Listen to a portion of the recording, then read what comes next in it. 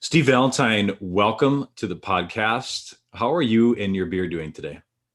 Beard is good. I see that. Well, it's not as full as yours, but all is good. All the hairs are good. They're in place. Good. And you do a nice job with, I mean, we're not here to talk about your beard, but while we're on the topic, you do a nice job with shaping the beard. So it does look good. Mine Oh, well, just thank gets you. bushy and it doesn't, yeah. Anyway, we're not here for that. We are here for you and your story. Want to talk real estate, want to talk money. You are the expert in this area. And so let's get there. But before we do, let me ask you a couple get to know you questions because I know who you are, listener may not. So let's give them a chance to catch up a little bit. Where were you born? Where is currently home? Born in Bloomington, Illinois, just outside of Chicago, and home has been Phoenix, Arizona for the last 41 years. Oh, I was just doing the math in my head. I know that you're not too much older than 41. So Nope. most of it's okay. Got it. Yeah. Okay. So, are you a reader? Are you a book reader? Yes. What are you currently in right now? What are you reading? What am I reading? 12-week year, probably for the Okay. third time. Yeah. Really enjoy that one. What else? Oh, the book. Oh man, what is it? Darn it. I'll have to come back to that one. Okay. It'll come to you. It'll come. I mean, once you get over 40, just it's the short-term memory Really. loss. That's what people tell me. I mean, I don't know, but that's what I hear.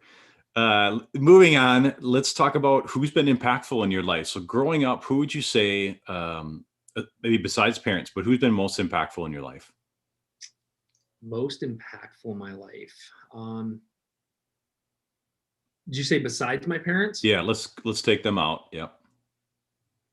Later on in life, I don't know about early on, but I know later on, some of the mentors and coaches that I have. I mean, we've got a Hmm. mutual friend, Chris Harder, really driven me. My dad was big because he mentored me in the real estate business.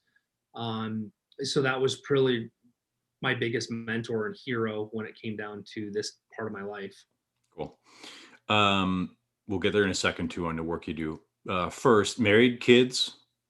Married 21 years, two teenagers, 16 and 18, and probably 12 adopted teens that tend to live at our house. You got married young then. I'm doing the math because I know, but you married young, yeah? Yeah, married. I was 22. In fact, I just had my 22nd birthday when I got married. Oh, I think we got married when I was 33.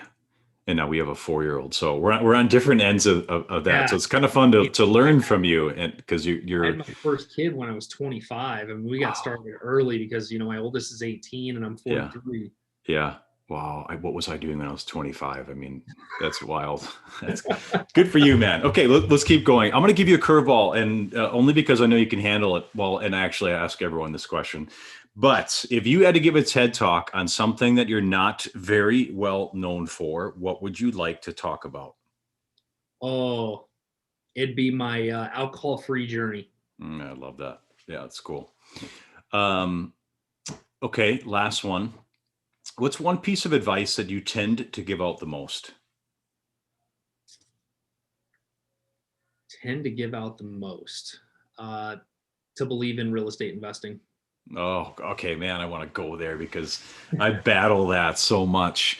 Um, so you're in the real estate market. You're in the Phoenix Scottsdale area. Can you just give, as of this recording, we're middle-ish of Q2 2021. Can you talk about the market just from a high level standpoint in your area there, Phoenix, Scottsdale, and then maybe as a whole for anyone in the US who might be listening?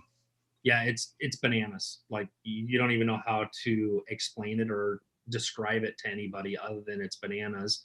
We're really trying to do a good job of just guiding people through it, in the preparation of it. We've had probably the most appreciation year to date, or over the last couple of years than any market in the country. Mm, And part of the reason is that our economy here in Phoenix has just been so diverse in so many different sectors of the market between building and technology. And there's just so much stuff coming into our market that's caused a massive explosion in growth here.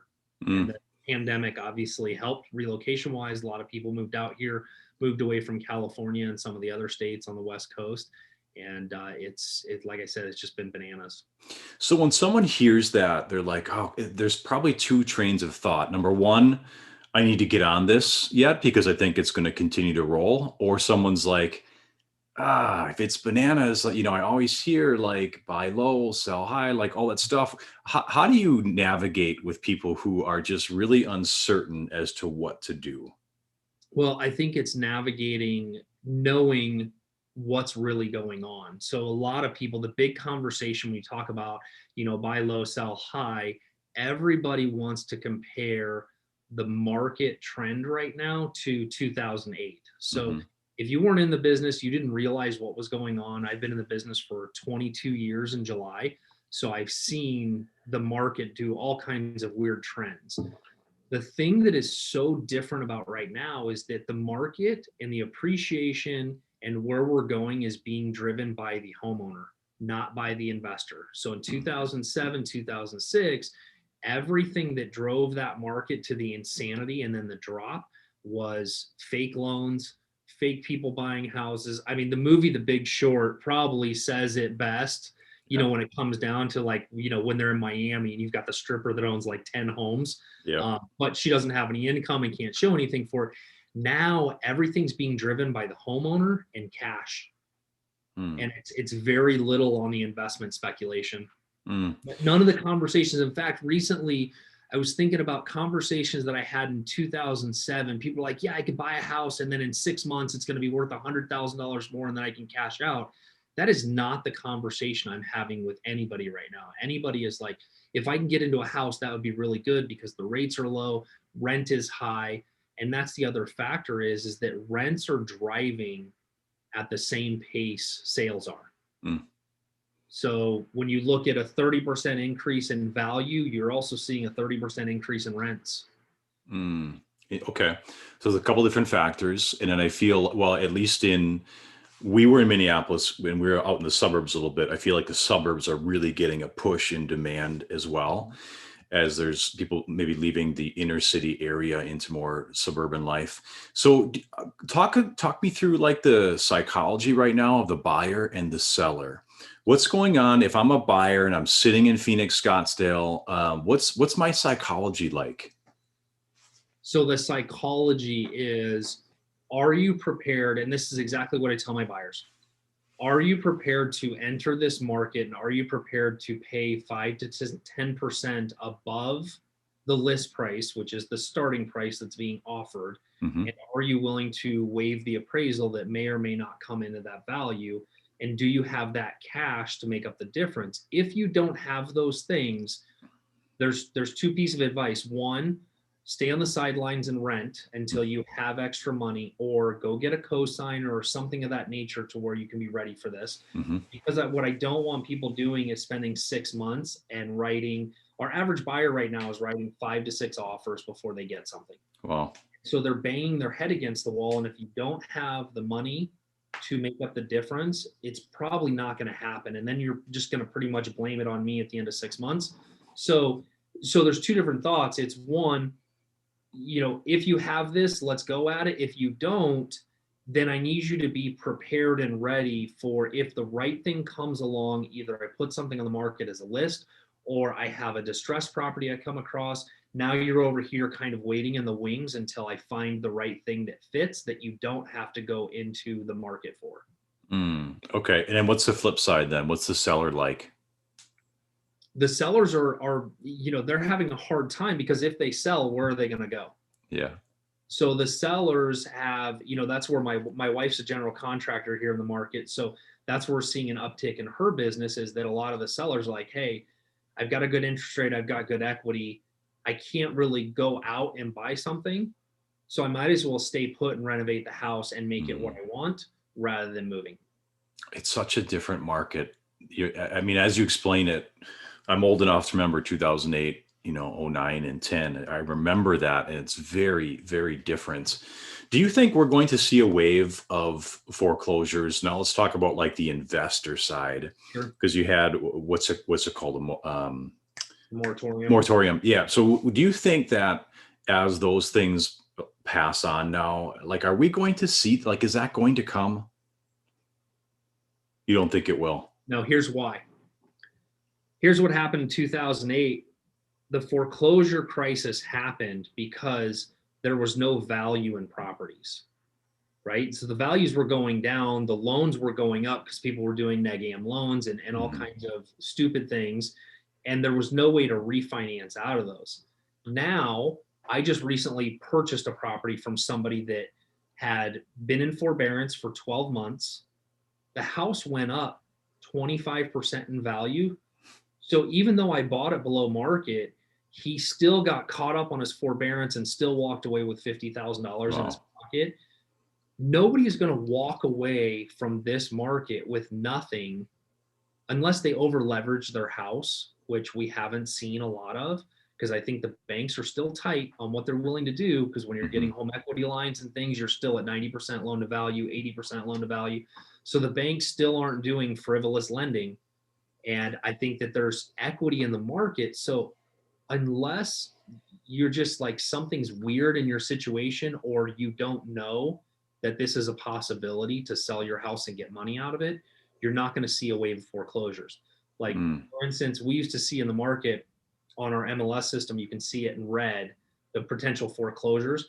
You can look in like a 10-mile square radius and see Wow. one potential foreclosure. And the auctions, where you go to the courthouse, Mhm. there might be one a week, maybe.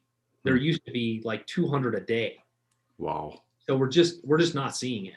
So is that changing how people who might want to get into direct real estate are navigating this market too? Because you would have seen, coming out of 08, 09, shortly after, you've got all these foreclosures. You see a lot of people enter as real estate investors, swooping in, buying foreclosures, rental, and then, either short-term rental or they just flip it. Like, is that whole market changing now?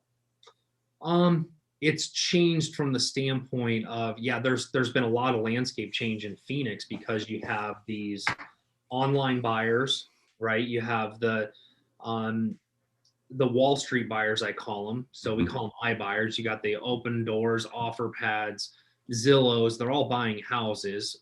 But what they've done is they're putting a spin on making it easy for the consumer, even though they're giving them a price and basically charging them a convenience to sell them the house. Mhm. Um, you're also seeing a lot of houses just change hands outside of the MLS, where like that's part of one of our mainstays in our business is that we solve problems for people where they don't want to go to market, the house isn't in great shape, and they just want to sell it for a quick price and be done with it or stay there and rent it. So yeah, the investor is completely different now than what it was because you're not Yeah. seeing these enormous spreads. And I think some people, you go back to your conversation, some people are worried about where the prices are for an investment because they think they're too expensive, but they're not seeing all the advantages of it. Got it. Okay. Let's talk about, I mean, you and I have got some overlap in terms of what we believe in how we manage money and steward money and be responsible with money. Mhm. Are people in today's market pushing their limit as to how much house they're buying? Are you seeing people are like, oh, this is a hot market. I got to get in on this. They've lost out on 12 different offers. So now they're going to do the next one. They're going to go over ask price. Now they're really pushing it. Are you seeing people overextend themselves? It depends on how you want to look at that. Overextending themselves, potentially, but are they overextending themselves from the standpoint that if they stayed and paid rent, it's almost the same if they went to this price. The only Hmm. difference is they don't have the write off, they don't have, all the different things that come with home ownership. So, yeah, I mean, you can see some overextension where people are just they're pushing.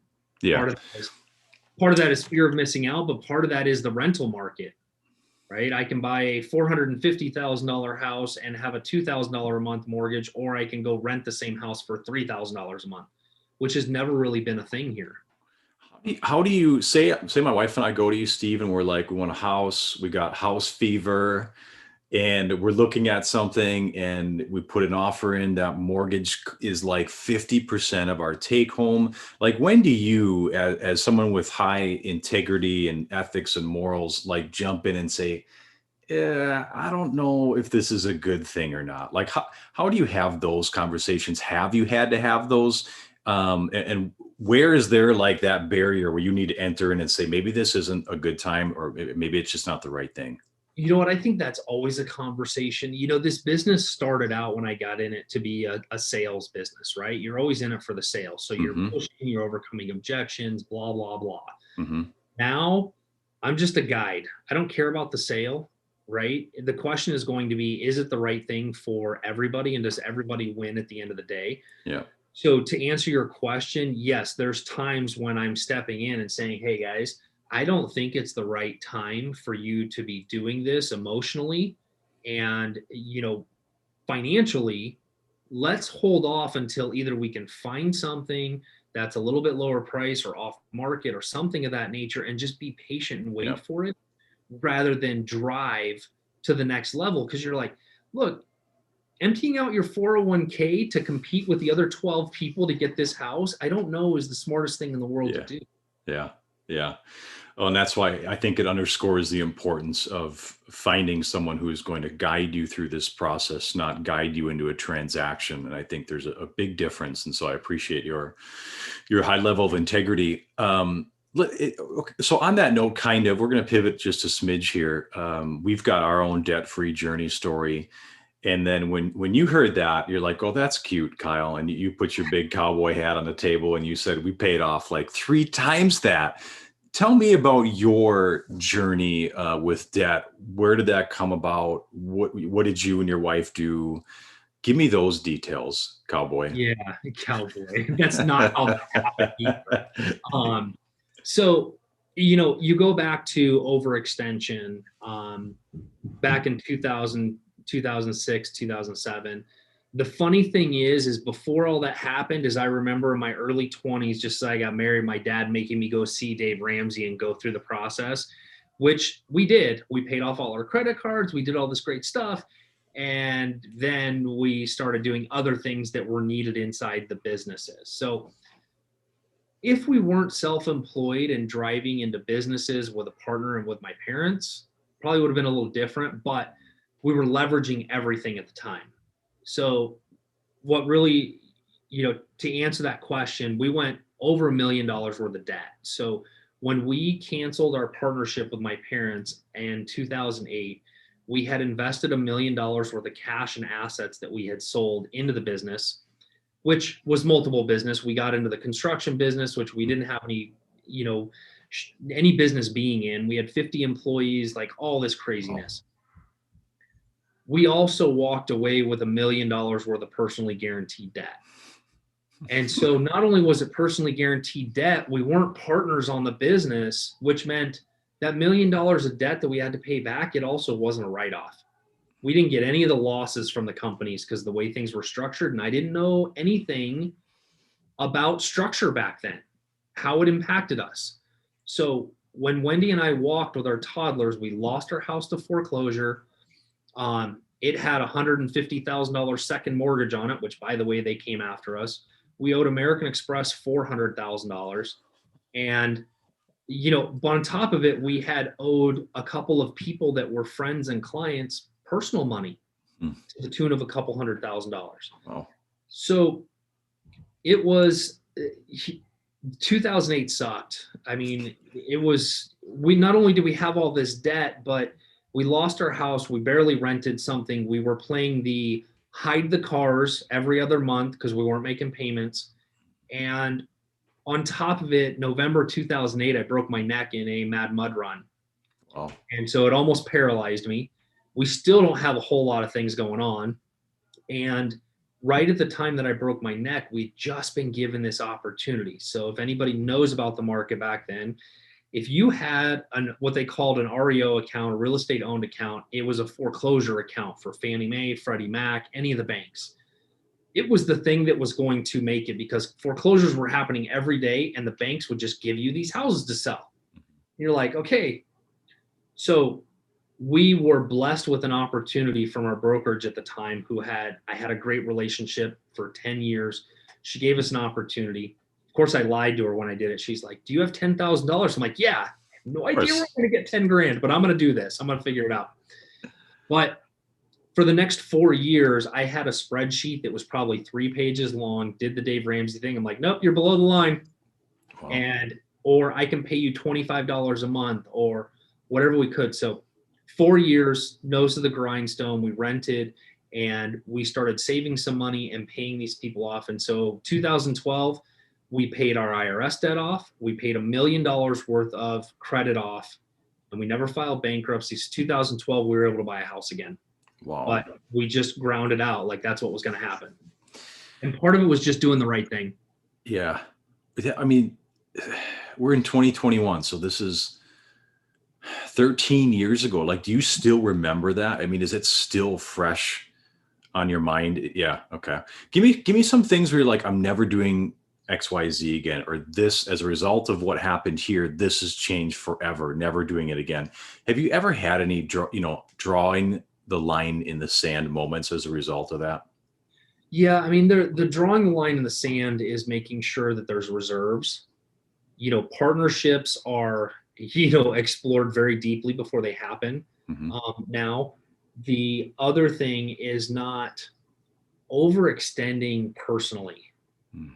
So, like, for what we own in real estate assets, our mortgages, I mean, nothing that I couldn't go wait tables and cover right now. Yeah.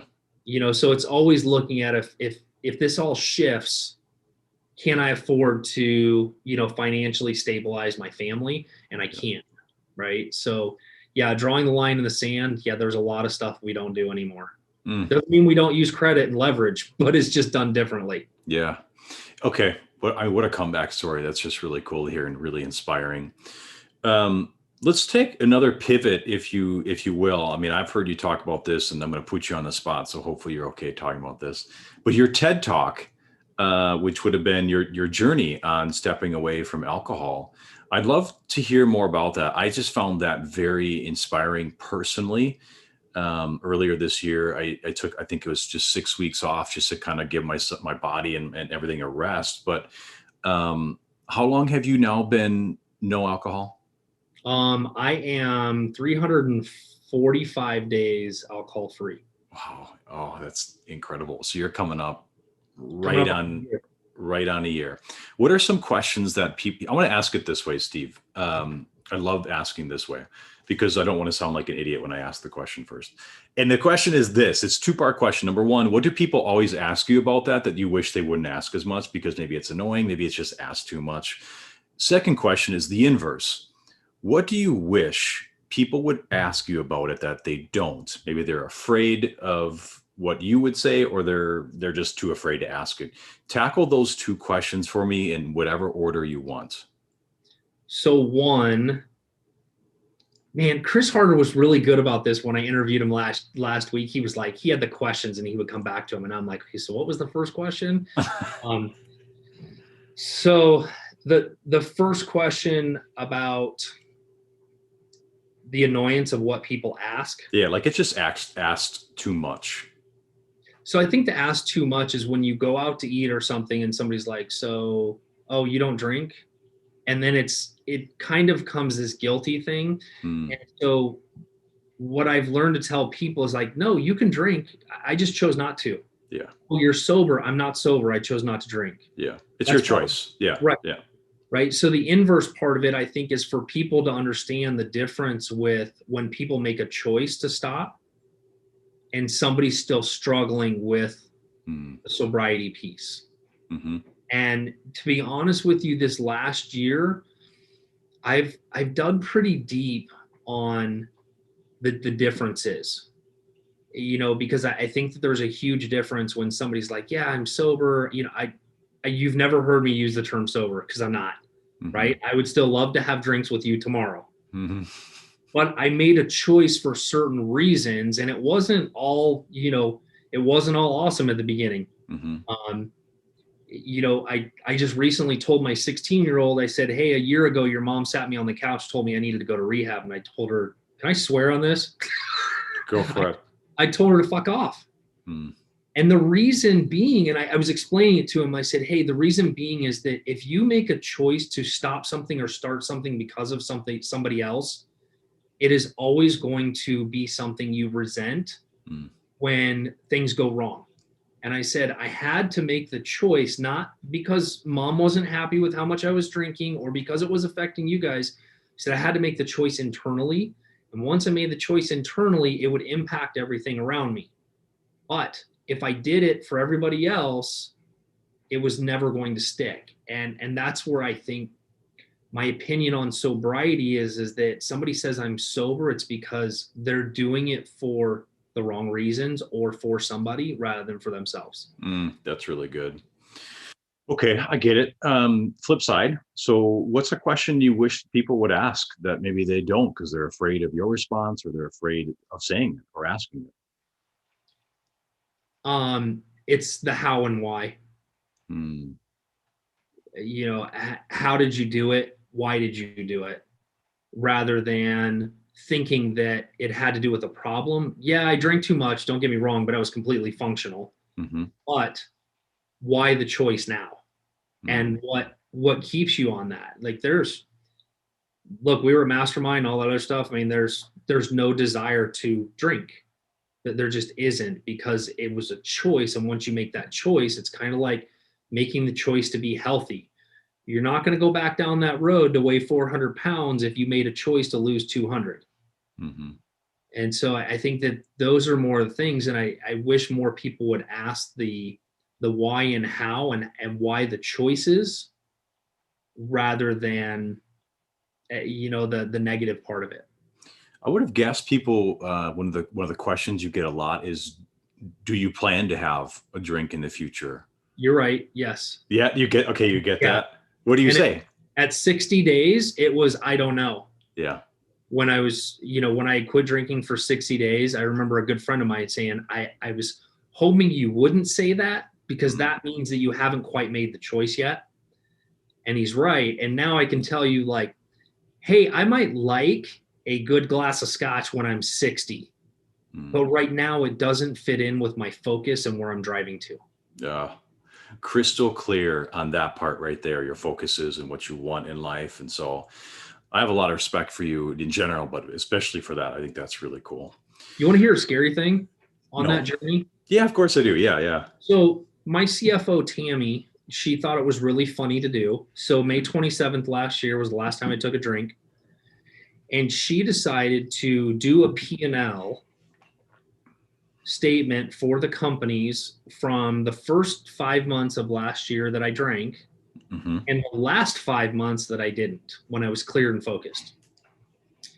And there was triple the income difference in the two Wow. P&Ls.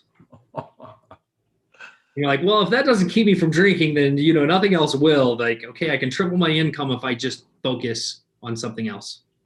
Oh, that's incredible. What a Yeah, that's really powerful. I would have said maybe 25% increase, but triple, that's crazy. That's really cool. Good for you, brother. Okay, let me wrap up the conversation this way. Real estate is on people's minds. Mhm. Everyone seems to be impacted by it. No one we I want to know, what does Steve Valentine's crystal ball say? And I'm not going to hold you to it, but I am just curious as we go through the rest of 2021, as we go into 2022.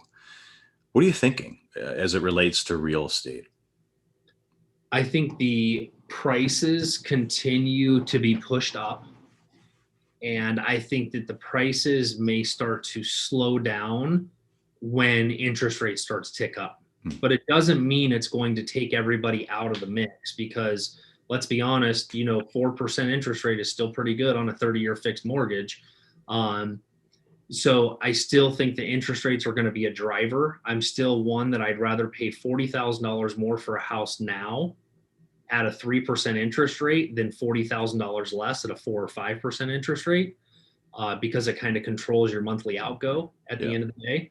Um, so yeah, I don't see the bottom dropping out. I don't see any of that chaos happening just based on what I'm seeing. Part of that is that there's too much cash in this market. There's too many people that are putting good down payments on houses that are not Mm. going to walk away. They're just going to sit there. That's one of the big differences in this market. It was easy for people to walk away from stuff back in 2008. when they didn't have any money into it. Yeah. You put $100,000 down on something and you're sitting on it. Yeah. Unless Yeah. you're desperate. Are you seeing a lot of cash buyers too? Tons of cash. Wow, that's fascinating to me. I mean, they got into GameStop early and Dogecoin and yeah, right. That's interesting. Okay, good words of wisdom and advice, and I'll look into it. And what I grabbed the most is stop comparing this to 2008. you can't. And I think most people like that in their head. That's what they're doing. They're waiting for a big market crash. So enjoy the conversation, Steve. Thanks for taking time out of your busy day. You're 2 hours behind me, so it's in the middle of your afternoon. So appreciate you jumping on, brother, and thank you. Absolutely. I appreciate it, bud.